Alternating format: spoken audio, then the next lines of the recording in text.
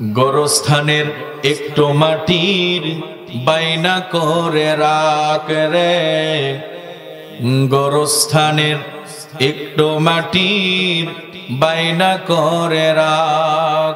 ওরে মন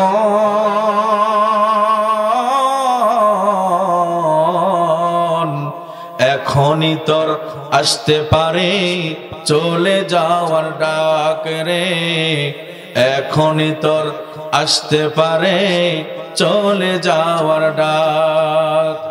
ওরে মন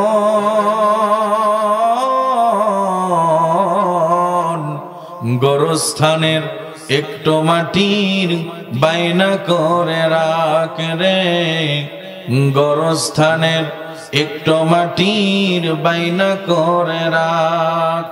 আলহামদুলিল্লাহ, সমস্ত প্রশংসা সেই আল্লাহ পাকের জন্য যিনি আমাদেরকে মাহফিলে আসার জন্য কবুল করেছেন। বলেন না আমিন। সকল প্রশংসা কার? সব সময় কার প্রশংসা করব? জোরে বলেন। ঘুম থেকে ওঠার সময় কার প্রশংসা করব? ঘুম থেকে ঘুমানো যাওয়ার সময় কার প্রশংসা করব? পথে হাঁটার সময় কার প্রশংসা? মানুষের ঘর ভাঙার সময় কার প্রশংসা? ঘর ভাঙেন নাকি আপনারা? হ্যাঁ, আল্লাহ মুখেরটা নেয় না, মনেরটা নেয়, ঠিক কিনা কর? আমরা মুখ দিয়ে বলে ফেলেছি, কারো ঘর ভাঙা যাবে? এখন তো লুটপাট এগুলো তো খুব চলছে, বলেন ঠিক কিনা? মানুষকে কষ্ট দেওয়া, এটা যাবে? এটা ইসলাম সাপোর্ট করে না, এটা করা যাবে না। আমরা সবাই ভাই ভাই মিলেমিশে বসবাস করতে চাই, ঠিক কিনা কন? মোরা মুসলিম, আমাদের আদর্শ হলো একজন ভাই আর একজন ভাইয়ের হয়ে কাজ করা, ঠিক কিনা কন? সম্মানিত ভাইরা আমার, আমরা আজকে আলোচনা শুনবো সূরা আনকাবুত থেকে। সূরার নাম কি? আনকাবুত। এই সূরা মক্কায় নাজিল হয়েছে। এই সূরাটি আমাদের জন্য একটা শিক্ষণীয় একটা বিষয় হচ্ছে, এই আনকাবুত শব্দের অর্থ হচ্ছে মাকড়সা। আনকাবুত শব্দের অর্থ কি? মাকড়সা। এই মাকড়সা সবল না দুর্বল? এই জাল হাত দিয়ে নখ দিয়ে নাড়া দিলেই ভেঙে যায়, ঠিক কিনা কম? আল্লাহ পাক এটা নিদর্শন রেখেছেন এজন্য যে এই মাকড়সার জালের থেকে দুর্বল জালিমদের জাল, বলেন ঠিক কিনা? এর থেকেও দুর্বল আল্লাহ পিঠা উল্টানোর মতো উল্টায় দিয়ে এই জমিনকে উর্বর করেছেন, বলেন ঠিক কিনা? সম্মানিত হাজিরিন, হিকমতের সাথে কিছু কথা বলবো। আমরা সূরা আনকাবুত থেকে আলোচনা শুনবো, এটা আপনারা খেয়াল রাখবেন ইনশাআল্লাহ। তার আগে তিনটা জিনিসের দিকে তাকাইলে পরে সমস্ত গুনাহ ঝরে যায়, বলেন সুবহানাল্লাহ। আমার দিকে তাকান, এলোমেলো তাকাচ্ছেন, আমি দেখতে পাচ্ছি। আল্লাহ রাব্বুল আলামিন তার হাবিবের মাধ্যমে বলেন, নবী আমার নিজ জবানে বলেছেন, তিনটা জিনিসের দিকে তাকাইলে পরে আল্লাহ পাক গুনাহকে ঝরায়, গুনাহ ঝরে যায়। যদি কোনো ব্যক্তি তিনটা জিনিসের দিকে তাকায়, তার জীবন থেকে গুনাহগুলো ঝরে যায়। গাছের পাতা যখন পেকে যায়, যখন গাছের পাতা পেকে যায়, যেমন করে পাতাগুলো ঝরে ঝরে পড়ে যায়, তিনটা জিনিসের দিকে যদি কোন মুমিন বান্দা এবং বান্দি যদি ইয়াকিন এবং ইখলাসের সাথে মহব্বত নিয়ে যদি তাকায়, তার জীবন থেকে গুনাহগুলো ওই পাকা গাছের পাতা যেমন গাছ থেকে ঝরে ঝরে পড়ে যায়, তার জীবন থেকেও গুনাহগুলো ঝরে যায়। কয়টা জিনিস ওয়াজ মুখস্থ করবেন। এক নাম্বার হলো কাবা শরীফ।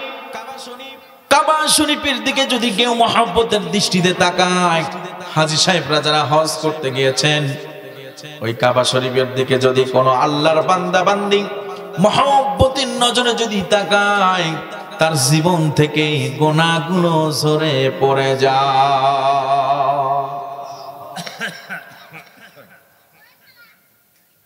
দুই নাম্বার হলো,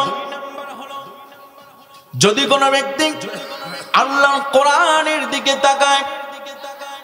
কিসের দিকে? আল্লাহর কোরআনের মাহফিলে আসে, আল্লাহর কোরআনের আয়াতগুলো শোনে, আল্লাহর কোরআনের বাণীগুলো শোনে। শুধু তাই নয়, আল্লাহর এই কোরআনের বর্ণের সঙ্গে প্রত্যেকটা বর্ণকে আল্লাহর রহমতের ফেরেশতা পাহারা দেয়। কত দামি কথা দেখছে। তাফসীরের মধ্যে এসেছে আল্লাহর এই কোরআনের প্রত্যেকটা হরফকে আল্লাহর রহমতের ফেরেশতাগুলো পাহারা দেয়। আর এই কোরআন যিনি পড়েন অথবা কোরআনের দিকে যদি কেউ তাকায়, তাকানোর সাথে সাথে তার জীবন থেকে গুনাহগুলো ঝরে ঝরে পড়ে যায়। ও আমার মুরব্বী বাবাজিরা, আমার যুবক ভাইরা, আমার এই কোরআনের সাথে যাদের সম্পর্ক, আমি সাইডে দেখতে পাচ্ছি অনেকেই আওয়াজ দিচ্ছেন, অনেকে ছোটাছুটি করতেছেন, কিন্তু কোরআনের মর্যাদায়, কোরআনের সম্মানে যারা আপনারা বসেছেন, আল্লাহ পাক আপনাদের মর্যাদাটাও বাড়ায় দিয়েছেন। বলেন সুবহানাল্লাহ। এই মাহফিলের প্যান্ডেলের চতুর্দিক দিয়ে আল্লাহর রহমতের ফেরেশতাগুলো বেষ্টন করে দাঁড়িয়ে আছেন। আমার আপনাদেরকে, আমাদের সকলকে রহমতের ফেরেশতাগুলো পাহারা দিচ্ছে। বলেন না সুবহানাল্লাহ। শুধু তাই নয়, আপনাদের মর্যাদাটা এত বেশি আল্লাহ বাড়ায় দিচ্ছেন, একজন ফেরেশতার কাঁধের উপর আর একজন ভর করে, এরকম করে। এই ছেলেরা দৌড়াদৌড়ি করে কেন?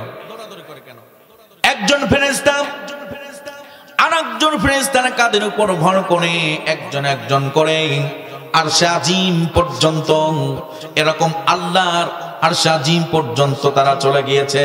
এবং আল্লাহর পক্ষ থেকে রহমতের বারিধারা আমাদের প্রত্যেকের উপর বর্ষণ হচ্ছে। বলেন সুবহানাল্লাহ। রাস্তার পর দাঁড়িয়ে শুনব, অনেকে মনে করতেছেন মাইকের আওয়াজ তো আমার এই বাড়িতে আসছে, এই বাড়িতে বসে বসে শুনবো।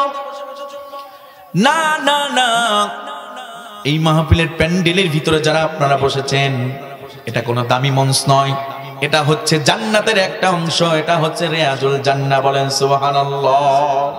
আপনাদের মুখের দিকে তাকাচ্ছি আমি লক্ষ্য করে দেখতেছি, জান্নাতের ভিতরে যখন মুমিন বান্দারা থাকবে, আমি লক্ষ্য করে দেখতেছি, আপনাদের মুখের দিকে তাকিয়ে লক্ষ্য করে দেখতেছি যে জান্নাতীরা ছাড়া এই জান্নাতের বাগানে কেউ বসে না। সুবহানাল্লাহ। নিঃসন্দেহে আপনারা সকলে জান্নাতি। বলেন সুবহানাল্লাহ। এই তো কালকে থেকেই তারাবি শুরু হবে, সামনে মাহে রমজান। সুবহানাল্লাহ বলেন।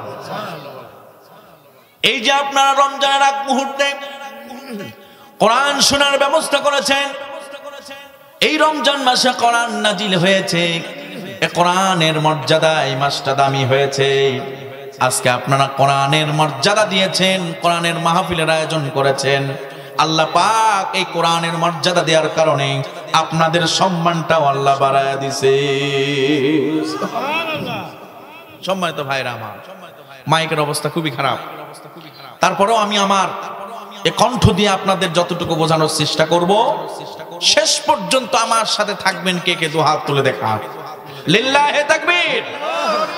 শেষ পর্যন্ত আপনারা থাকবেন তো ইনশাআল্লাহ? হাত নামান। আপনারা ওয়াদা দিয়েছেন শেষ পর্যন্ত আপনারা থাকবেন। মুনাফিকের আলামত কয়টা? জোরে বলেন কয়টা? তিনটা। তার ভিতরে ওয়াদা কয় নাম্বার? ওয়াদাটা আপনারা করেছেন, মুনাফিক হয়ে যেতে চাই না। শেষ পর্যন্ত বেশিক্ষণ কষ্ট দেব না।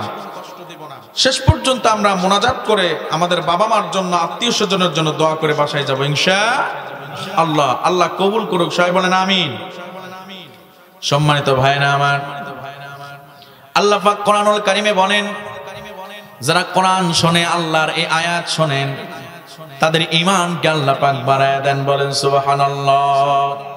আল্লাহ পাক বলেন, ইন্নামাল মুমিনুনা আল্লাযীনা ইযা যুকিরাল্লাহু ওয়াজিলাত কুলুবুহুম ওয়া ইযা তুলিয়াত আলাইহিম আয়াতুহু যাদাতুহুম ঈমানা। আল্লাহ পাক বলেন, মুমিন বান্দারা যখন আমার আয়াতগুলো যখন তারা বসে বসে শোনে, আমার কোরআন যখন বসে বসে শোনে, তাদের ঈমানকে আমি আল্লাহ পাক বাড়িয়ে দেই। বলেন সুবহানাল্লাহ। ঈমান বড় দামি জিনিস। এই ঈমান কখনো টাকা দিয়ে কেনা যায় না, এই ঈমান কখনো কোনো অর্থের কাছে বিক্রি হয় না। ঈমান এমন একটা বস্তু যেটা ধরা যায় না, ছোঁয়া যায় না, এর ওজন অনেক বেশি, বলেন ঠিক কিনা? যদি কোনো ব্যক্তি আমাদের সামনে এসে যদি আমাদের আল্লাহরে গালি দেয়, আমাদের নবীজিরে গালি দেয়, আমরা কি তার এখানে আস্ত হব? জোরে বলেন। তার মানে বোঝা গেল আমাদের আল্লাহ, আমাদের নবী, এদের এই আমার আল্লাহ এবং নবীরে যদি কেউ কিছু বলে, যার ভিতরে ঈমান আছে, সঙ্গে সঙ্গে তাকে সেখানে হত্যা করতে হবে, বলেন ঠিক কিনা? তার মানে ঈমানের ওজন আছে। যেই ব্যক্তি প্রতিবাদ করবে না, ওর ভিতরে ঈমান নাই। সুতরাং যার দেখা যায় না, ছোঁয়া যায় না, কিন্তু ওজন আছে, এর নাম হলো ঈমান। এর নাম কি? ঈমান। আসুন আমরা আলোচনার দিকে যাই। লম্বা কোনো বিষয় আমি নিব না, সংক্ষিপ্ত ভাবে আপনাদের শোনানোর চেষ্টা করব ইনশাআল্লাহ। আল্লাহ পাক বলেন, আহাসিবান নাসু আইয়ুতরাকু আইয়াকুলু আমান্না ওয়া হুম লা ইফতানুন।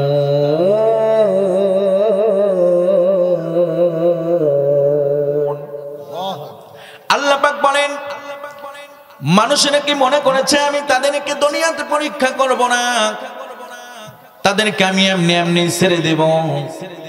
তাদের কোনো পরীক্ষা আমি আল্লাহ পাক নিব না। অবশ্যই অবশ্যই আমি দুনিয়াতে তাদের পরীক্ষা নেব। আল্লাহ পাক বলেন, দুনিয়াটা হলো পরীক্ষার হল। যেমন একজন স্টুডেন্ট সারা দিন রাত ধরে পড়াশোনা করার পরে ফাইনাল পরীক্ষা দেয়, প্রশ্নটা যেমন আউট করা থাকে না, কিন্তু যখন আমি আপনি যখন চিন্তা করে দেখেন, আমার আপনার আল্লাহ আমাদের সব প্রশ্ন আউট করে দিয়েছেন, যে দুনিয়াতে আমি তোমাদের পরীক্ষা করব, কি কি বিষয় দিয়ে তোমাদের পরীক্ষা করব। আল্লাহ পাক সেটাও কোরআনের মধ্যে বলেছেন, ওয়ালানাবলুওয়ান্নাকুম বিশাইইম মিনাল খাউফি ওয়াল জু'i ওয়া নাকসিম মিনাল আমওয়ালি ওয়াল আনফুসি ওয়াথ থামারাত।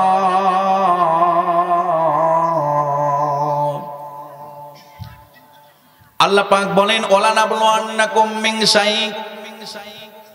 আল্লাহ পাক বলেন, তোমাদের ভয় দিয়ে আমি পরীক্ষা করব। মিন খাউফ, দুনিয়াতে তোমাদের ভয় দেখিয়ে আমি পরীক্ষা নিতে পারি, সম্পদের মাধ্যমে পরীক্ষা নিতে পারি, ক্ষুধার্ত দিয়ে আমি তোমাদের পরীক্ষা নিতে পারি।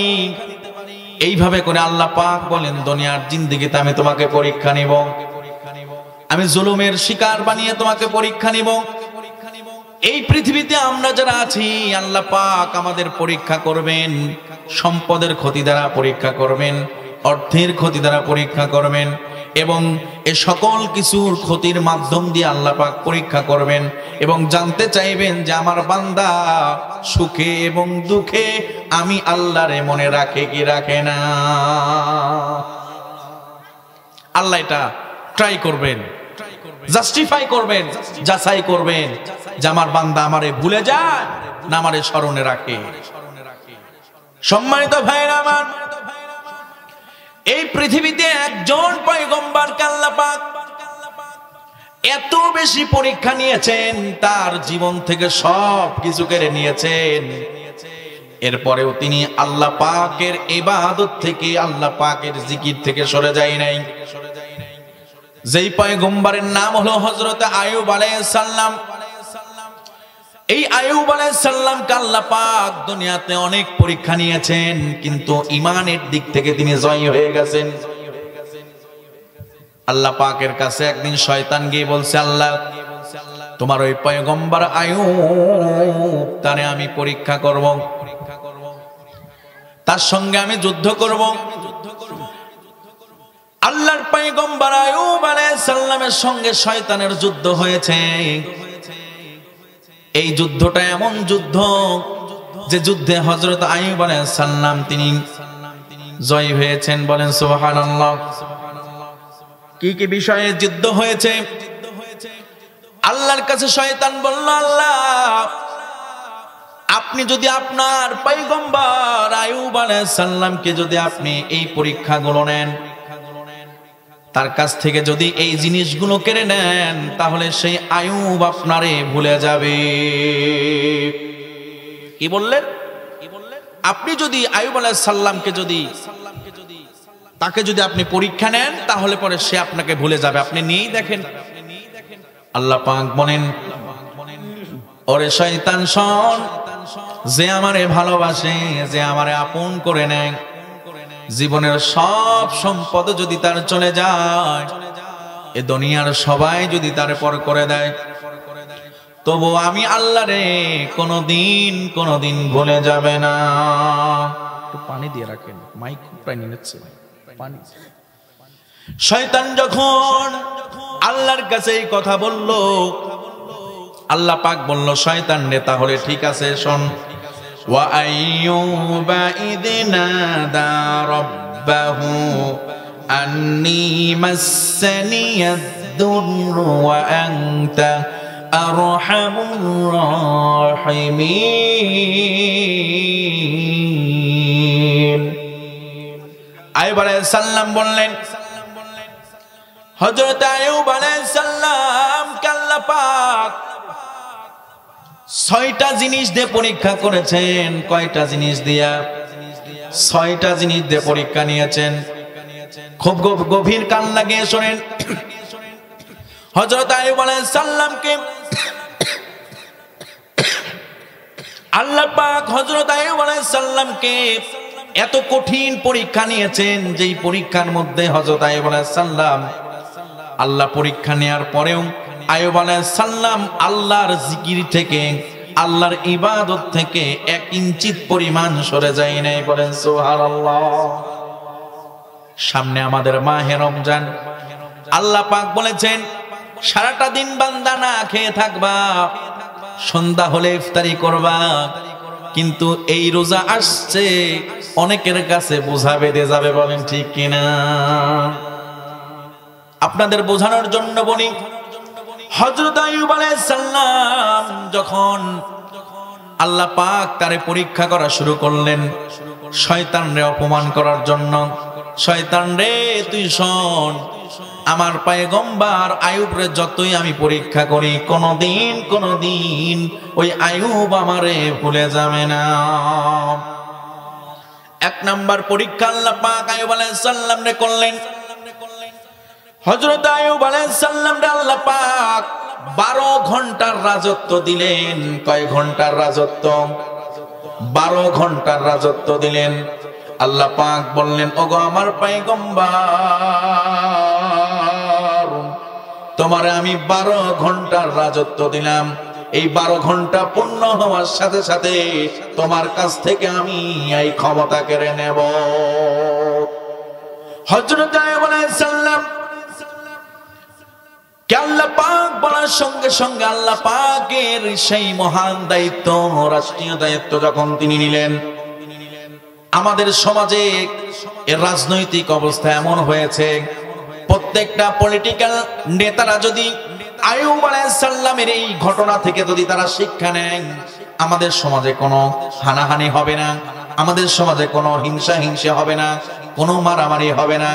এই রুলস যদি তারা ফলো করেন, কারণ হলো আল্লাহ পাক যাকে রাজত্ব দেন, আর এই ক্ষমতা এবং রাজত্বটা আল্লাহর পক্ষ থেকেই আল্লাহ পাক দেন। বলেন সুবহানাল্লাহ।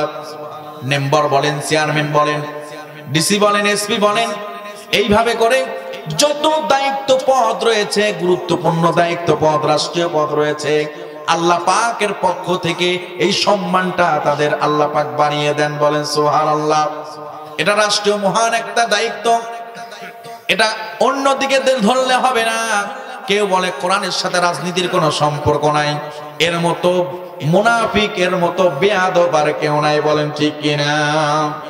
এই মহান দায়িত্ব আল্লাহ পাক নবীদেরকে দিয়েছেন। আল্লাহ পাক হযরত আইয়ুব আলাইহিস সালামকে 12 ঘন্টার রাজত্ব দিলেন আর বললেন, আইয়ুব রে, তোর এই রাজত্ব 12 ঘন্টা হওয়ার সাথে সাথে আমি আল্লাহ পাক এই রাজত্বটা কেড়ে নেব। ঠিক তাই আল্লাহ পাক হযরত আইয়ুব আলাইহিস সালামকে 12 ঘন্টার রাজত্ব দিলেন। 12 ঘন্টার রাজত্ব দেওয়ার সাথে সাথে যেই 12 ঘন্টা পূর্ণ হয়ে গেছে, অমনি করে আল্লাহ পাক হযরত আইয়ুব আলাইহিস সালামের রাজত্ব কেড়ে নিয়েছেন। আর অমনি করে আইয়ুব আলাইহিস সালাম বলেছেন আলহামদুলিল্লাহ। মিস্টার শয়তান, কথা বলবেন না, ওয়াজের সময় ডিস্টার্ব করলে লাইন কেটে গেলে অবস্থা খারাপ, ঠিক কিনা কোন? সম্মানিত ভাইরা আমার, আইয়ুব আলাইহিস সালাম আল্লাহর প্রশংসা করলেন। কিন্তু আমাদের সমাজের যদি কোনো নেতারা যদি ফেল করে, অন্যজনের বাড়িতে আক্রমণ করে, ঠিক কিনা কোন? 12 ঘন্টার রাজত্ব পাওয়ার পরে আইয়ুব আলাইহিস সালাম আল্লাহর প্রশংসা করলেন।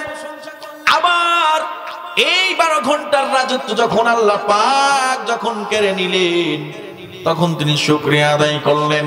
শয়তান তখন বলে আল্লাহ, এমন পয়গম্বর তোমার যে সুখে থাকলেও প্রশংসা করে, দুঃখে থাকলেও প্রশংসা করে, ঠিক না? তাহলে আমাদের ভিতরে গুণটা থাকার দরকার আছে না নাই? সুখে থাকলে কার প্রশংসা করব? জোরে বলেন। কষ্টে থাকলে কার প্রশংসা? আমাদের সমাজে এমন কিছু মানুষ আছে, দেখবেন প্রতিবেশী কেউ যদি বড়লোক হয়ে যায়, টাকা পয়সার মালিক হয়ে যায়, অন্যজন হিংসা করে, আছে না নাই? একজনের ফসল ভালো হলে আর একজনের ফসল যদি কমা হয়, হিংসা করে না? কি বলি, আল্লাহ খালি ওরই ফসল দেয়, আমারে দেয় না, ঠিক না? কখন এরকম হিংসা করা যাবে না। সুখে থাকলেও আল্লাহরে বলতে হবে আলহামদুলিল্লাহ, কষ্টে থাকলে বলতে হবে আলহামদুলিল্লাহ। যেমন 12 ঘন্টার রাজত্ব হযরত আইয়ুব আলাইহিস সালাম পেলেন, এবং এরপরে তিনি যখন আল্লাহ পাক এই রাজত্বটা কেড়ে নিলেন, তখন তিনি বললেন আলহামদুলিল্লাহ।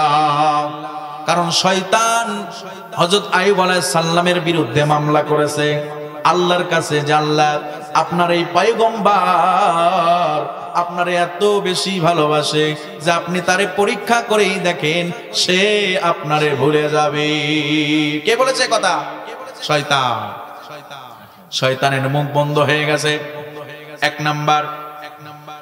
2 নাম্বার হলো, আমার কথা বলতে খুব কষ্ট হচ্ছে, তারপরে বলছি, আপনারা একটু খুব খেয়াল করেন, কিছু বলেন না, এভাবে থাক, ও পারবে না।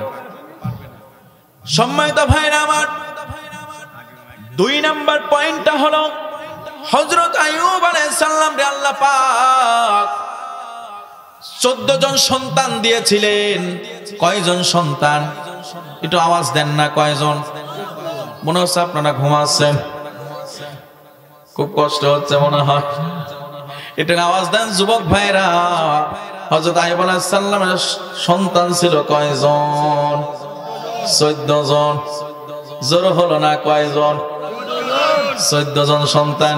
আর আমাদের সমাজে যদি একটা হয় বলে বড়ই ভালো, 2টা হলে একটু খারাপ, 3টা তো নাই না, বলেন ঠিক কিনা? জন্ম নিয়ন্ত্রণ করে, কিন্তু আল্লাহ পাক এটাকে হারাম করেছেন। কিন্তু সন্তানাদি হলো মা বাবার কাছে বড় একটা নিয়ামত। এই পৃথিবীর সব সম্পদ যদি বলা হয় মা ও গো মা, এই পৃথিবীর সব সম্পদ তোমারে দিয়া দেব মা গো, আপনার কলিজার টুকরা সন্তানটা আমারে দিয়া দেন। ওই মা বলবে না না না, আমি তামাম পৃথিবীর সম্পদ চাই না, আমি আমার কলিজার টুকরা সন্তান রে চাই। চিল্লা বলেন ঠিক কিনা? সম্মানিত ভাইরা আমার, এই কলিজার ধন সন্তান, এই 14 জন সন্তান সহ হযরত আইয়ুব আলাইহিস সালামকে আল্লাহ পাক পরীক্ষা করলেন। প্রচন্ড ঝড়, ঘূর্ণিঝড় উঠে আসলো। হযরত আইয়ুব আলাইহিস সালাম বলল, তোমরা ওই ঘরের ভিতরে গিয়ে আশ্রয় নাও, আমি তোমাদের জন্য এই পাশের আর একটা ঘরে আমি অপেক্ষা করি। আল্লাহ পাক এমন একটা পরীক্ষা হযরত আইয়ুব আলাইহিস সালামের নিলেন যে 14 জন সন্তান ওই ঘরের ভিতরে মারা গেল। কি হলো? 14 জন সন্তান তার মারা গেল। অনেকে আছেন এখানে কলেজার টুকরা সন্তান দুনিয়া থেকে বিদায় নিয়ে চলে গেছে। আরে এই পৃথিবীতে সব থেকে পিতার কাছে ভারী বোঝা হলো, সেটা হলো সন্তানের লাশের বোঝা। বাবা সন্তানের ভারী এই লাশের বোঝা বইতে পারে না, কিন্তু আল্লাহ পাকের নির্দেশ যখন হয়ে যায় কে কখন চলে যাবে এটা বোঝা যায় না, বলেন ঠিক কিনা? হযরত আইয়ুব আলাইহিস সালাম বলে, আল্লাহ গো, আমার 14 জন সন্তান তুমি নিয়ে গেলাম, আমি এরপরেও তোমার প্রতি অসন্তুষ্ট নয়। আইয়ুব আলাইহিস সালাম বললেন আলহামদুলিল্লাহ। যে সমস্ত পিতা এবং মাতা আপনার সন্তানদেরকে হারান, ছোট অবস্থায় মারা যায়, যে সমস্ত বাবা তার সন্তানকে হারায়, এই সন্তানগুলো হযরত ইব্রাহিম আলাইহিস সালামের কাছে লালিত পালিত হয়। এই সন্তানগুলো আমার আপনার জন্য হলো আখিরাতের নিয়ামত, বলেন সুবহানাল্লাহ। এই জন্য আইয়ুব আলাইহিস সালাম বলেন, আল্লাহ আমার 14 জন সন্তান তুমি নিয়ে গেলাম, আমি কোনো বেজার হই নাই, বরং আমি তোমার প্রশংসা করলাম আলহামদুলিল্লাহ। আর তার মাথাটা আরো নিচু হয়ে গেল। কি ব্যাপার? নিজের কলিজার ধন সন্তানটাও যখন সন্তানগুলো যখন মারা গেল, এই পয়গম্বর আইয়ুব তখনও তিনি কি করলেন? আল্লাহর প্রশংসা করলেন। আল্লাহ পাক বলে, শয়তান রে, দেখ আমার পয়গম্বর আইয়ুব আমারে ভুলে যায় না। কিন্তু আমাদের ভিতরে এমনও মানুষ আছে, আমরা দিনে রাত দিয়ে 24 ঘন্টার ভিতরে 5 ওয়াক্ত নামাজে আল্লাহ পাক আমাদেরকে ডাকে, কিন্তু একটা বারের জন্য এমন আল্লাহর গোলাম আছে মসজিদে গিয়ে সিজদা দেয় না, এমন লোক আছে না নাই? আমরা আল্লাহর হুকুম 5 ওয়াক্ত নামাজ পড়ি না, অথচ আল্লাহ পাক এত বড় বড় কঠিন কঠিন পরীক্ষা করেছে পয়গম্বরদেরকে, এরপরেও তারা আল্লাহরে ভুলে যায় না। 2 নাম্বার পরীক্ষা, আল্লাহ পাক দুনিয়াতে আমাদের এমনি এমনি ছেড়ে দিবে না, পরীক্ষা করবে। পয়গম্বরদের পরীক্ষার দৃশ্যটা আপনাদেরকে শোনাচ্ছি। হযরত আইয়ুব আলাইহিস সালামের 3 নাম্বার যে পরীক্ষা আল্লাহ পাক নিয়েছিলেন, তার যত সম্পদ ছিল সব সম্পদ তিনি শেষ করে দিয়েছিলেন। আমাদের সম্পদ যদি একটু অভাব সংসারে আসে, তাহলে মনে করবেন এমন লোক আছে, আপনাদের এলাকায় হয়তো আছে কিনা জানি না, আল্লাহকে গালি পর্যন্ত দেয়, বলেন ঠিক কিনা? সম্পদের একটু ক্ষতি হয়েছে, অভাব দেখা গিয়েছে, বলে আর আল্লাহ খালি আমারই দেখে, আমারই পকেট ফাঁকা হয় খালি, ঠিক কিনা কম? কিন্তু আল্লাহ পাক বলেন, বান্দা শোনো,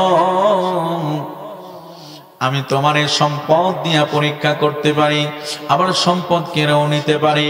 আমি আল্লাহ বান্দারে দেখতে চাই, আমার বান্দা আমারে কতটা ভালোবাসে। এই দুনিয়ার সবাই আমার আপনার পর হয়ে যাবে, কিন্তু আল্লাহ আমার আপনার পর হবে না। এই দুনিয়ায় যাদেরকে নিয়ে বাঁচছি আমি আপনি, ঘর, এ সবাই হবে আমাদের পর। কিন্তু যে আল্লাহরে ভুলে আছেন ভাইজানেরা, আমার যুবক ভাইরা আমার, সেই আল্লাহ আমাদেরকে কোনোদিন ভুলে যাবে না, বলেন ঠিক কিনা? আল্লাহর পয়গম্বর আইয়ুব, তার সমস্ত সম্পদ যখন ধ্বংস হয়ে গেল, ব্যবসায় লস হয়ে গেল, উটগুলো মারা গেল, বকরিগুলো মারা গেল, এত অভাব, এরপরে আইয়ুব আলাইহিস সালাম আল্লাহর প্রশংসা করলেন আলহামদুলিল্লাহ। তাহলে অভাবে থাকলে পরে প্রশংসা করব কার? কষ্টে থাকলে প্রশংসা করব কার? সর্ব অবস্থায় প্রশংসা চলবে। সামনে মাহে রমজান, অনেকে বলবে সংসারে টাকা নাই, পয়সা নাই, কেমনি করে ইফতারি কিনবো, সেহরি খাবো কিভাবে, এই জন্য রোজা থাকতে পারি না, আছে না নাই? যত অভাব এখন দেখা দেবে, যত গ্যাস এখন দেখা দেবে, যত অসুখ এখন দেখা দেবে, বলেন ঠিক না? 11টা মাস কোনো অসুখ নাই, কিন্তু রোজার মাস আসলে অসুখ বাড়ে, এমন লোক আছে না নাই? আল্লাহ পাক বলেন আমি হলাম ইন্নাহু আলিমুম বিযাতিস সুদূর, আমি বান্দার অন্তরের খবর জানি। বান্দারে, তুমি মনে করেছো তুমি মানুষের দেখা দেখি যখন অসুস্থতার কথা বলো, তুমি যখন সুস্থ মানুষ অসুস্থ সেজে যাও, আমার তোমার ভিতরে অনেক দূরত্ব শুরু হয়ে যায়। রোজা হলো আত্মিক ইবাদত, রোজা হলো আল্লাহর কাছে যাওয়ার ইবাদত, রোজা হলো আল্লাহর জন্য, আর বান্দারে পুরস্কার দিবেন আল্লাহ। বলেন সুবহানাল্লাহ। আজকের আলোচনার বিষয় হলো আল্লাহর পরীক্ষা এবং ইবাদত। সম্মানিত ভাইরা আমার, হযরত আইয়ুব আলাইহিস সালাম আল্লাহর প্রশংসা যখন করলেন, শয়তান তখন মনে মনে চিন্তা করলো কি ব্যাপার, এ আল্লাহর পয়গম্বর আইয়ুব তো তিনি জয় হয়ে গেল। সে খুব হিংসা করতেছে যে কেমন পয়গম্বর যে আল্লাহ এত পরীক্ষা নেওয়ার পরেও সে আল্লাহর প্রশংসা করে। বলেন সুবহানাল্লাহ। কিছু কিছু আল্লাহর বান্দা আছে না নাই, যে যত বিপদই হোক, মুসিবতই হোক, অভাবই হোক, আল্লাহরে কখনো ভুলে যায় না, আছে না নাই? সম্মানিত ভাইরা আমার, এবার শয়তান বলতেছে আল্লাহ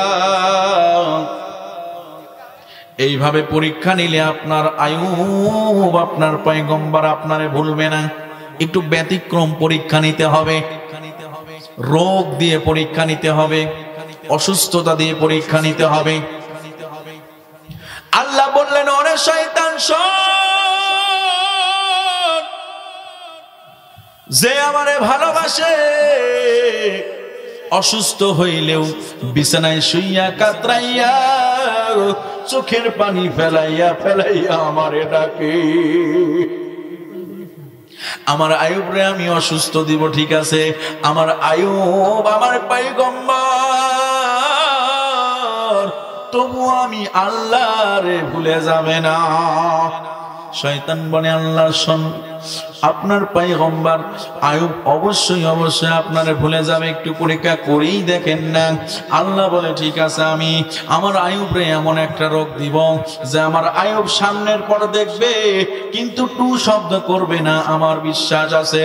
আল্লাহ পাক বলেন ও শয়তান এবার তানি দেখো, আল্লাহ পাক আইয়ুব আলাইহিস সালামকে এমন একটা রোগ দিলেন, পোকা দিলেন সমস্ত শরীরে। কি দিলেন? পোকা। এইখান থেকে ভাইজানেরা আমার, ও আমার মা বোনেরা, গভীর কান লাগায়া শুনবেন, আল্লাহর গোলামি কারে বলে, আল্লাহর ইবাদত কারে বলে, আল্লাহর নির্দেশ পালন করা কারে বলে, আল্লাহরে ভালোবাসলে কেমন করে ভালোবাসতে হবে এখান থেকে দেখে নেন। আল্লাহর পয়গম্বর আইয়ুবের থেকে শিক্ষা নেন। সামনে রমজান মাস, সারাটা দিন একটু খায় না খায়া থাকতে হবে, সকাল সেহরি খেয়ে সন্ধ্যা পর্যন্ত থাকতে হবে। এই কষ্টটুকু আমরা সহ্য করতে পারি না, কত ক্ষুধার যন্ত্রণায় কাতরাই, কিন্তু চোখের সামনে যখন নিজের শরীরে পোকা, চিন্তা করে দেখেছেন কি হযরত আইয়ুব আলাইহিস সালামে এমন একটা রোগ আল্লাহ পাক দিলেন, সমস্ত শরীরে পোকা ধরে গেল, পায়ের নখ থেকে শুরু করে মাথা পর্যন্ত সমস্ত গায়ে মৌমাছির মতো পোকা, পোকাগুলো সাদা সমস্ত গায়ে যখন লেগে গেল, হযরত আইয়ুব আলাইহিস সালাম যখন দেখলো তার শরীরে পোকা লেগে গেল, ছোট ছোট পোকা আস্তে আস্তে বড় হতে লাগলো, তার গায়ের গোশগুলো খাওয়া শুরু করলো। এই আইয়ুব আলাইহিস সালামের দেহে, এই শরীরে এই পোকাগুলো যখন গোশগুলো চিবিয়ে চিবিয়ে খায়, চিন্তা করে দেখেছেন ভাই এ কেমন পরীক্ষা। আমার আপনার শরীরে যদি পোকাগুলো এরকম লেগে থাকে কেমন লাগবে একটু চিন্তা করেছেন কি? একদিনকে হযরতে জিবরাইল আলাইহিস সালাম হযরত আইয়ুব আলাইহিস সালামকে এসে সালাম দিলেন। কি দিলেন? হযরত আইয়ুব আলাইহিস সালামকে এসে সালাম দিলেন, কিন্তু হযরত আইয়ুব আলাইহিস সালাম সালামের জবাব দিলেন না। হযরত জিবরাইল আলাইহিস সালাম আইয়ুব আলাইহিস সালামের মুখের দিকে তাকিয়ে থাকলেন, কোনো সালামের জবাব আসলো না। ও আমার মা বোনেরা গভীর কান লাগায় শোনেন, ও আমার যুবক ভাইয়েরা কান লাগায় শোনেন। কোন সালাম যখন হযরত আইয়ুব আলাইহিস সালামের মুখ থেকে আসলেন না, জিবরাইল আলাইহিস সালাম তাকিয়ে তাকিয়ে দেখলেন কেন সালাম দিলেন না আল্লাহর পয়গম্বর। এই বিষয়টা জানার জন্য জিবরাইল দাঁড়িয়ে থাকলেন। আল্লাহর ফেরেশতা জিবরাইল এসে সালাম দিলেন, অথচ জবাব দিলেন না। আল্লাহর ইবাদত কত বড় কঠিন ইবাদত দেখেন। হযরত আইয়ুব আলাইহিস সালাম তার ঠোঁটের উপরে তিনটা পোকা যখন ধরেছে, আরাম করে যখন তার ঠোঁটের গোশগুলো চাবায় চাবায় খায়, আইয়ুব আলাইহিস সালাম চিন্তা করলেন, আমি যদি আমার এই ঠোঁটটা লড়াইয়া দেই, সালামের জবাব যদি আমি দিয়া দেই, এই তিনটা পোকা মাটিতে পড়ে যাবে। কারণ আমি সালামের জবাব দিব না, কারণ এই তিনটা পোকা আমার এই ঠোঁটে এসে সে আরাম করে সে আহার করবে, এই জন্য আমি সালামের জবাব দেব না। হযরত আইয়ুব আলাইহিস সালাম যখন ওই তিনটা পোকা আস্তে আস্তে করে যখন গোশগুলো চিবিয়ে চিবিয়ে খাইয়া যখন ওই ঠোঁটের ভিতরে যখন চলে গেল, হযরত আইয়ুব আলাইহিস সালাম এবার সালামের জবাব দিলেন। জিবরাইল আলাইহিস সালাম প্রশ্ন করলেন, ভাই আইয়ুব, আপনি কেন সালামের জবাব দিলেন না? হযরত আইয়ুব আলাইহিস সালাম সমস্ত কথা ভেঙে বললেন, ভাই শোনেন, আপনি যখন সালাম দেন তখন আমার ঠোঁটের উপরে তিনটা পোকা বসেছে, আর এই পোকা তিনটা আমি যদি সালামের জবাব দিতে যাই, এই পোকা তিনটা আমার ঠোঁটের উপর থেকে পড়ে যাবে, এই জন্য আমি সালামের জবাব দিই না। আল্লাহু আকবার। এটা হলো আল্লাহর ইবাদত। হযরত আইয়ুব আলাইহিস সালাম কে আল্লাহ পাক জানাইলেন, ওয়ানাদা আইয়ুবা, ও আমার আইয়ুব শোনো শোনো, আমি পোকাকে তোমার গায়ের গোশকে, পোকাগুলোকে তোমার গায়ের গোশকে আমি হালাল করে দিয়েছি। খবরদার খবরদার আইয়ুব ও শব্দ করবা না। আস্তে আস্তে করে পোকাগুলো বড় হতে লাগলো, সমস্ত গায়ের যখন পোকাগুলো বড় বড় হয়ে গেল, আহারে কি যে যন্ত্রণা, নিজের গায়ের গোশ। একটু চিন্তা করে দেখেন না যে আল্লাহর নির্দেশ কিভাবে পালন করেছে তারা। আমাদেরকে আল্লাহর নির্দেশ দিলে, ও আমার বান্দা বান্দিরা, কুতিবা আলাইকুমুস সিয়াম, আমি আল্লাহ তোমাদের উপর রোজা ফরজ করলাম। খবরদার খবরদার, দিনের বেলা তোমরা খানা খাইবা না। আল্লাহর নির্দেশ আসলো, যেই বান্দা বান্দিরা রমজান মাসে আহার করবে না, খানা খাবে না, সুস্থ থাকা অবস্থায় রোজা রাখবে, আল্লাহ পাক এদের জন্য মহা পুরস্কার রেখেছেন। বলেন সুবহানাল্লাহ। আইয়ুব আলাইহিস সালামকে আল্লাহ পাক বললেন, ও আইয়ুব, তোমার গায়ের গোশকে আমি পোকার জন্য আমি হালাল করে দিয়েছি, আহার করার নির্দেশ দিয়েছি। খবরদার খবরদার, তুমি কোনো শব্দ করবা না।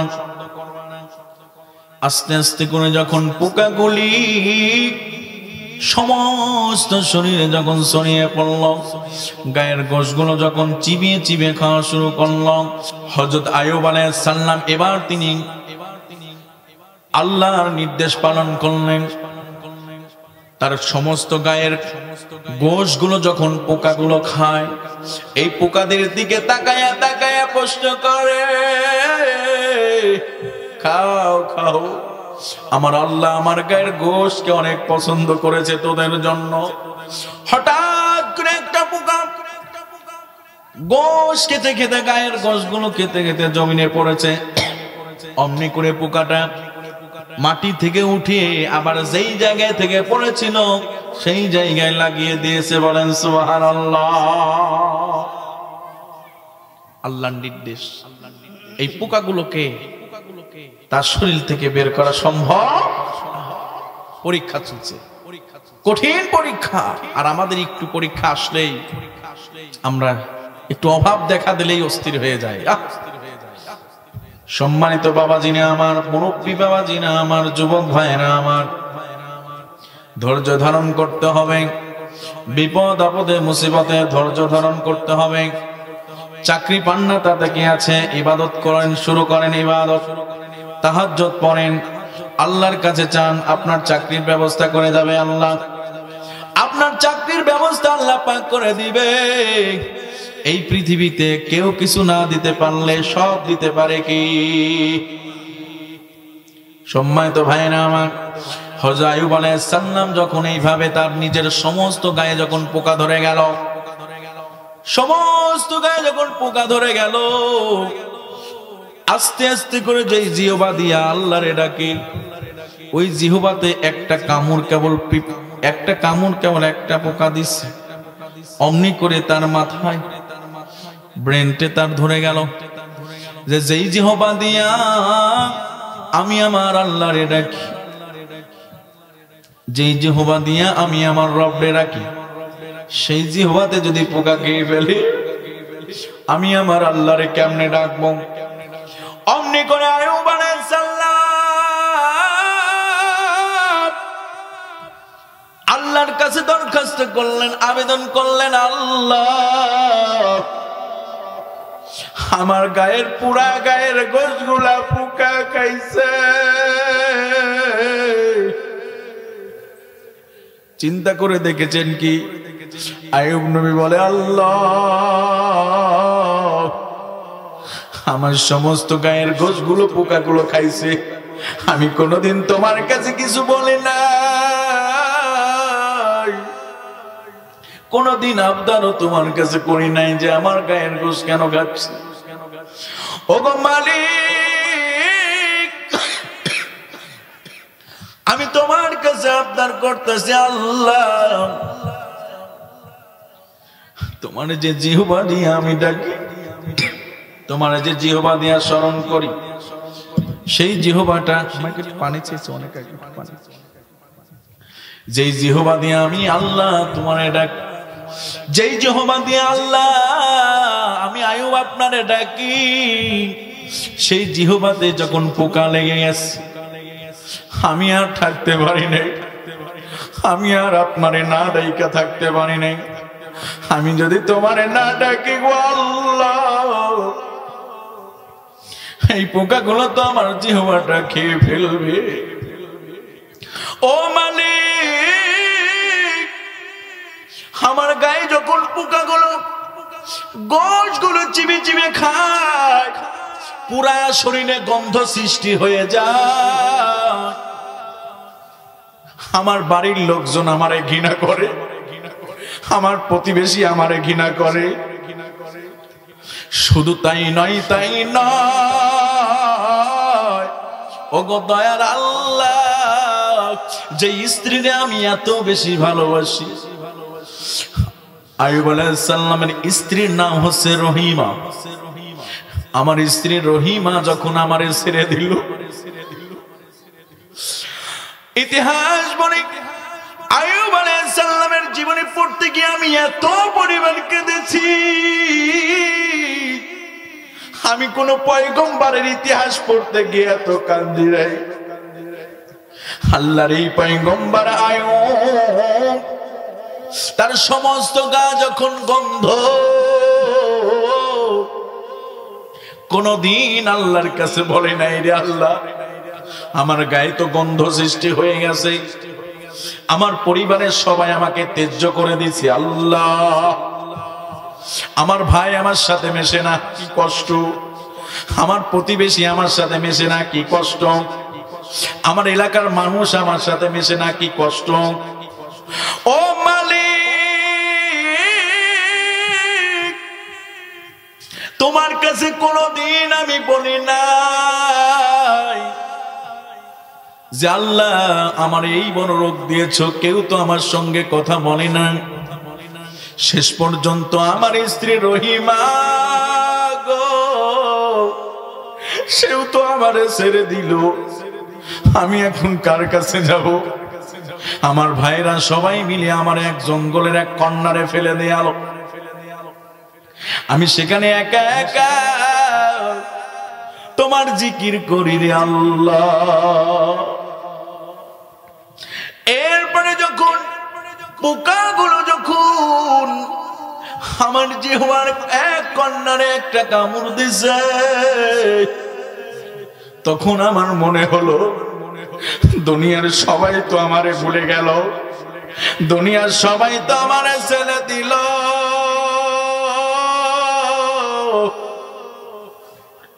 না জানি আমার আল্লাহ আমারে ছেড়ে দিচ্ছে। মন কার লাগিয়া কান্দ দিবা রাতি,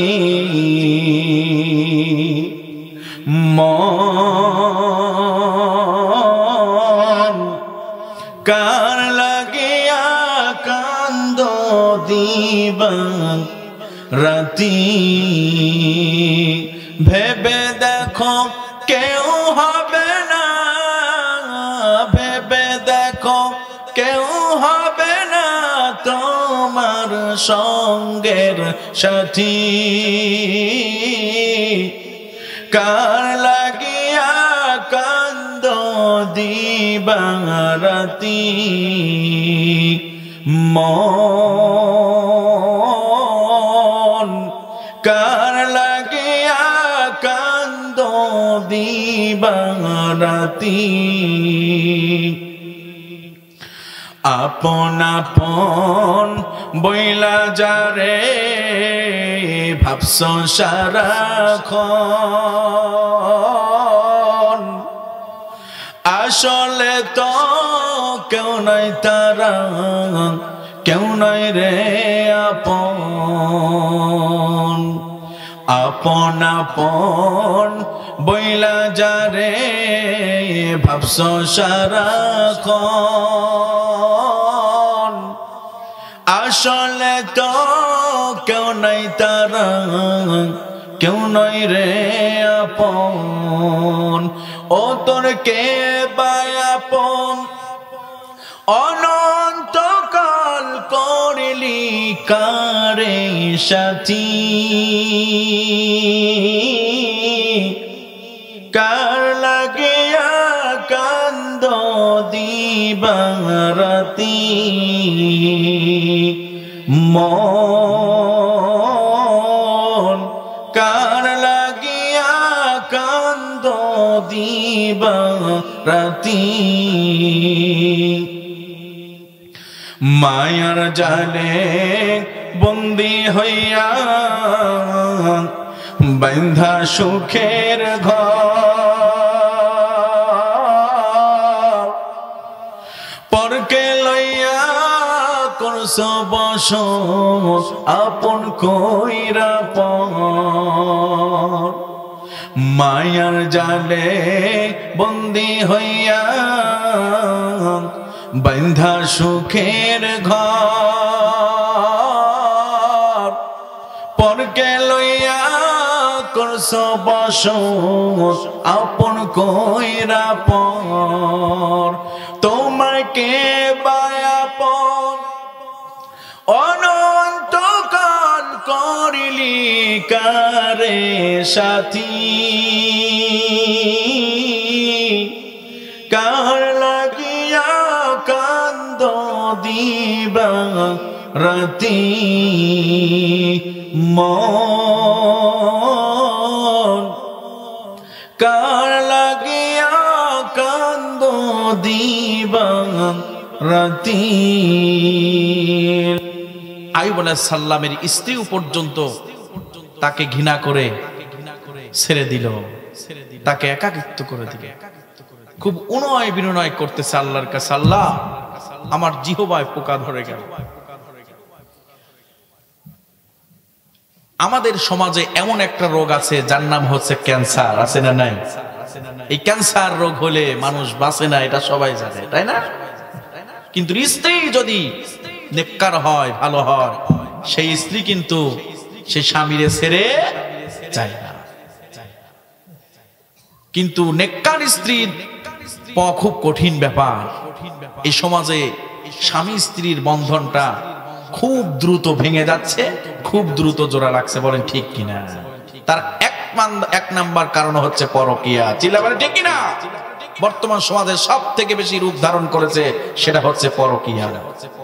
এই যে টাচফোন এসেছে না, টাচফোন স্বামীর কাছে বলে, স্বামী গো তুমি থাকো বিদেশে, আমি তোমারে দেখবো কি করে, বলে ঠিক কিনা?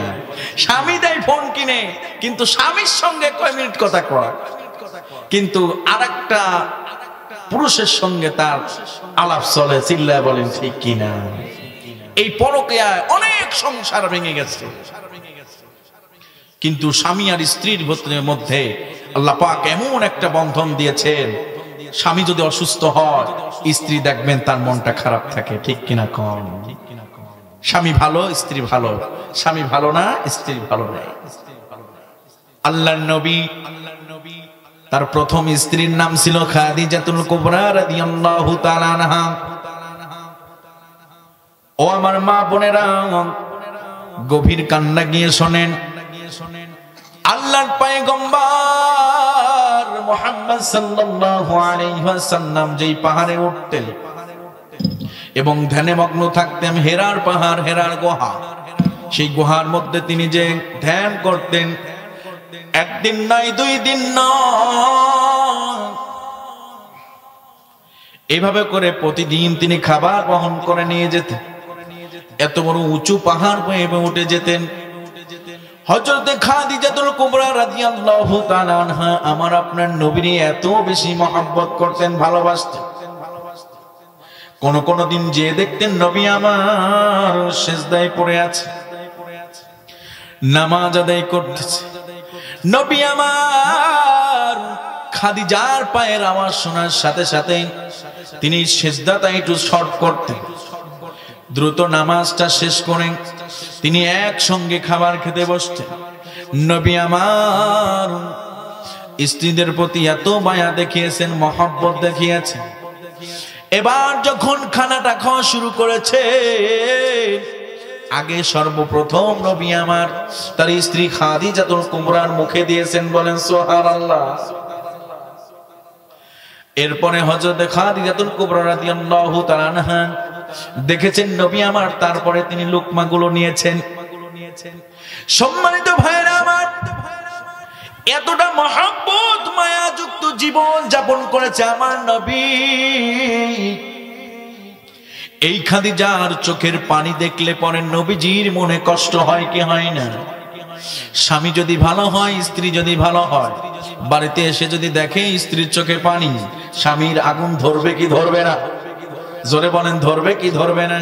সামনে ঈদের সময় আসতেছে, এই দাবি করে স্বামীর পূরণ করাই অসম্ভব ব্যাপার, বলেন ঠিক কিনা? ও আমার মা বোনেরা, কি জিনিস চাইতে হবে স্বামীর কাছে, এই খাদিজা রাদিয়াল্লাহু তাআলা আনহার কাছ থেকে শিখে নেন। হযরত খাদিজাতুল কুবরা রাদিয়াল্লাহু তাআলা আনহা আল্লাহর পয়গম্বর ঘরের মধ্যে ঢুকলেন, ঢোকার পরে দেখলেন খাদিজাতুল কুবরা রাদিয়াল্লাহু তাআলা আনহার চোখে পানি। স্বামীর মনে হয়েছে কষ্ট, আল্লাহর নবীর মনে পাইছেন কষ্ট, যে আমার নিবে নিজের স্ত্রী খাদিজার চোখে পানি, কি হলো রে, কে কি করলো? আল্লাহর পয়গম্বর বলে, ও প্রাণের স্ত্রী খাদিজা রে, আমার বিপদের সময়, আমার মুসিবতের সময় কেউ পাশে ছিল না। আমার অর্থের প্রয়োজন ছিল, টাকার প্রয়োজন ছিল, আমার কোনো অর্থ ছিল না, টাকা ছিল না। ও খাদিজা, তোমার সব সম্পদ তুমি দিনের জন্য ব্যয় করলে, সমস্ত সম্পদ তুমি দিনের জন্য দিয়ে দিলে। ও খাদিজা, আজকে কেন তুমি কাঁদতেছো? আমারে বলো না, বলো না, কি হয়েছে তোমার? এই কথা যখন আমার আপনার পয়গম্বর বলেছে, এবার কান্নার আওয়াজ আরো বাড়ায় দিছে। নবী আমার বলে, আমি জিজ্ঞাইলাম তোমার কি হয়েছে, আরো জোরে কাঁদছো কেন? আরো পাওয়ার বাড়ায় দিছে, বলেন সুবহানাল্লাহ। নবী আমার একবার নয়, দুইবার নয়, তিনবার জিজ্ঞেস করার পরে একটু কান্নার আওয়াজটা একটু স্লো হয়েছে, একটু নিম্নগামী হয়েছে। এবার কাঁদো কাঁদো মন নিয়ে বলে, ও প্রাণের স্বামী গো, তোমার কাছে দীর্ঘদিন হলো আমি এসেছি। আমি যতদিন তোমার কাছে আছি আমি বারবার বলেছি আমার বয়স বেশি হয়েছে। ও প্রাণের স্বামী, 40 বছরের মেয়ে আমি, তুমি 25 বছরের যুবক। আমি বারবার বলেছি স্বামী গো, আপনি আরেকটা বিয়ে করে ফেলেন। আপনি বলেছেন ও খাদিজা, আমি তোমারে কত ভালোবাসি, তুমি আমার এ কথা বলো কেন খাদিজা? যতদিন তুমি বেঁচে থাকবা রে খাদিজা, খবরদার খবরদার তুমি আমার বিয়ের কথা বলবা না। যতদিন তুমি বেঁচে থাকবে রে খাদিজা, আমি রাসূল আল্লাহর পয়গম্বর কথা দিলাম কোনদিন আমি বিয়ে করব না। এমন স্বামী আছে না নাই?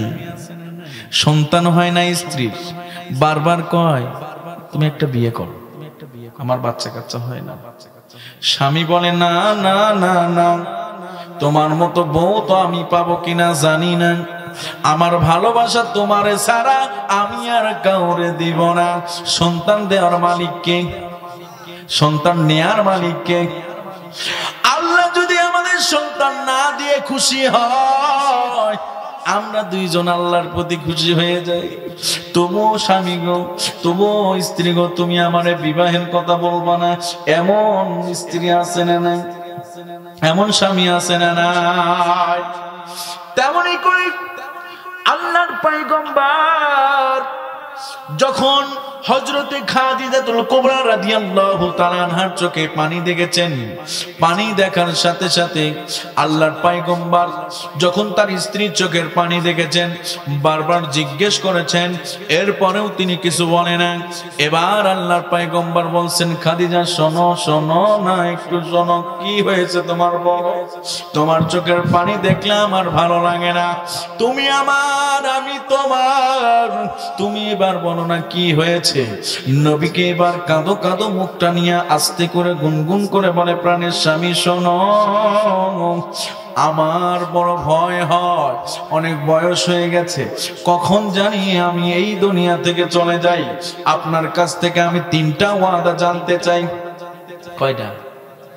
আপনি আমারে 3টা ওয়াদা দিবেন। এই 3টা ওয়াদা যদি আপনি আমারে দেন, তাহলে পরে আমি আমার কান্নার আওয়াজ বন্ধ করে দেব। ও আমার মা বোনেরা, এই 3টা ওয়াদা আপনি আপনার স্বামীর কাছ থেকে নেবেন। আপনার স্বামীরে আপনি ভালো করবেন, আপনার স্বামী কথা শুনে না। এই 3টা ওয়াদার ভিতরে যদি আপনার স্বামী যদি কোনো একটায় পেছে যায়, আপনার স্বামী ভালো হয়ে যাবে, নেককার হয়ে যাবে। এবার হযরতে খাদিজাতুল কুবরা রাদিয়াল্লাহু তাআলা আনহাকে বলছেন, আল্লাহর রাসূল বলেন, ও প্রাণের স্ত্রী, বলো তোমার কি 3টা ওয়াদা? আমার যদি সেই সামর্থ্য থাকে আমি তোমার সেটা দিব। আল্লাহর পয়গম্বর এবার যখন বললেন, এবার খাদিজাতুল কুবরা রাদিয়াল্লাহু তাআলা আনহা বললেন, ওগো প্রাণের স্বামী, আমি তোমার সঙ্গে কতদিন হয়ে গেল সংসার করতেছি, কোনদিন আপনি আমারে রাগ করে কথা বলেন নাই। ও প্রাণের স্বামী গো,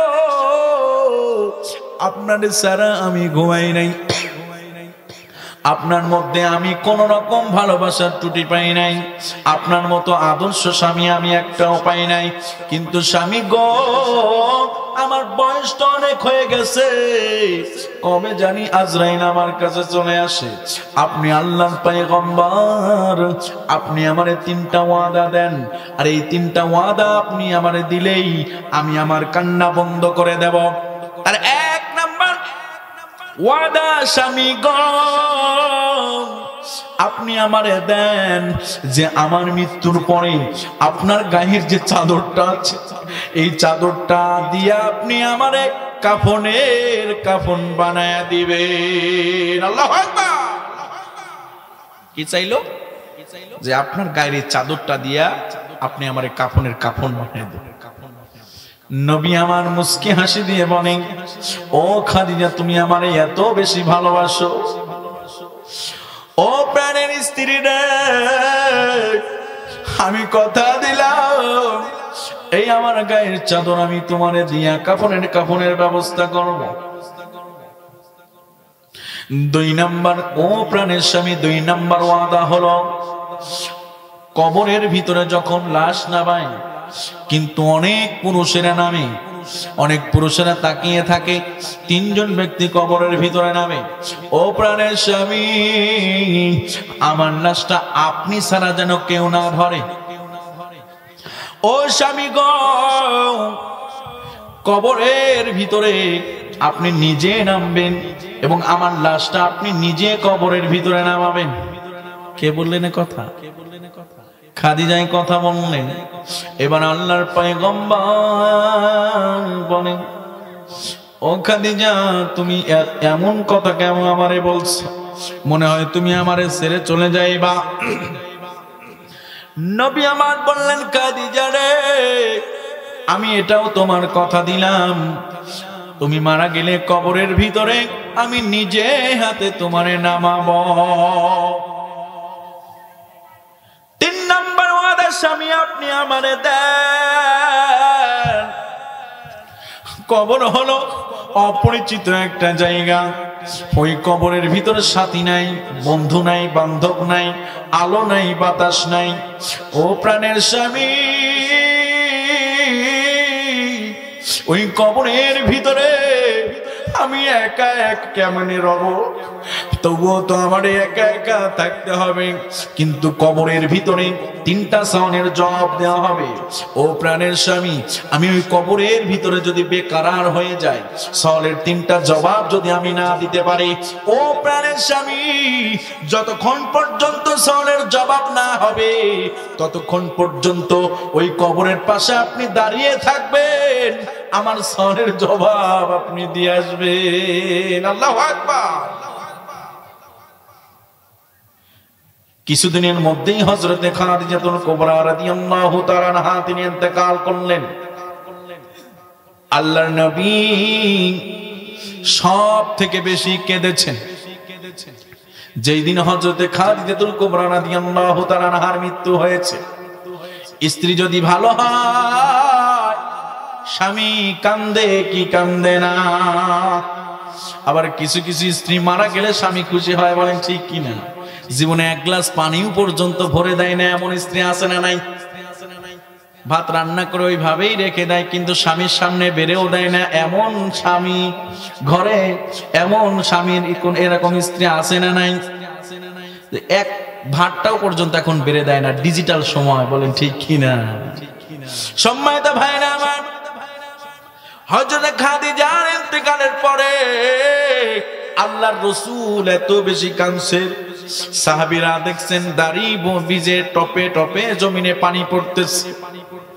এবার আল্লাহর রাসূল ওই দিন বেশি কেঁদেছেন খাদিজার ইন্তেকালের দিনে, কারণ ওই একই বছরে তার প্রিয়তম 2 জন মারা যায়, একজন স্ত্রী মারা যায়, আর একজন তার চাচা মারা যায়।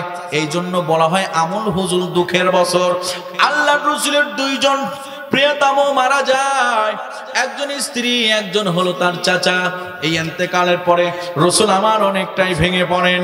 আল্লাহর রাসূল এবার ইন্তেকালের পরে হযরত খাদিজারে তার নিজের গায়ের চাদরটা দিয়ে সুন্দর করে কাফন বানাইলেন।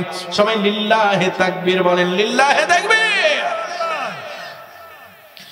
এমন স্বামী, আদর্শ স্বামী, আদর্শ নেতা, আদর্শ সমাজসেবক, বলেন সুবহানাল্লাহ। এবার খাদিজার লাশটা কবরের ভিতরে নামালেন, কিন্তু আল্লাহর পয়গম্বর যখন কবরের ভিতরে নামলেন, কবরের উপর থেকে সমস্ত সাহাবীরা তারা কান্নার আওয়াজ তুলে দিলেন। সমস্ত সাহাবীরা কান্নার আওয়াজ তুলে দিলেন, আর সবাই বলতে লাগলেন, রে আজকে এই কবরের ভিতরে যদি আমার লাশটা হতো তাহলে রাসূলের হাতের স্পর্শে আমার কবরের আযাব মাফ হয়ে যেত। বলেন সুবহানাল্লাহ। ও আমার মা বোনেরা, আপনার স্বামীরে বলেন, ও প্রাণের স্বামী শোনো, 3 পিস চাই না, 4 পিস চাই না, গহনা চাই না, কোনো কিছু চাই না। স্বামী রে, তুমি 5 ওয়াক্ত নামাজ আদায় করো আর আমার কাছে বলো, স্বামী আমি যদি আগে মারা যাই আমার লাশটা আপনি নিজে হাতে কবরে নামাবেন। সবাই বলেন লিল্লাহি তাকবীর। দেখবেন ঘরে ঘরে স্বামী নামাজি হয়েছে, বলেন ঠিক কিনা? কিন্তু স্বামী নিয়ে ভালো করতে বলে, আমার স্বামী নামাজ পড়ে না, আমার স্বামী নেশা করে, এটা কর সেটা কর।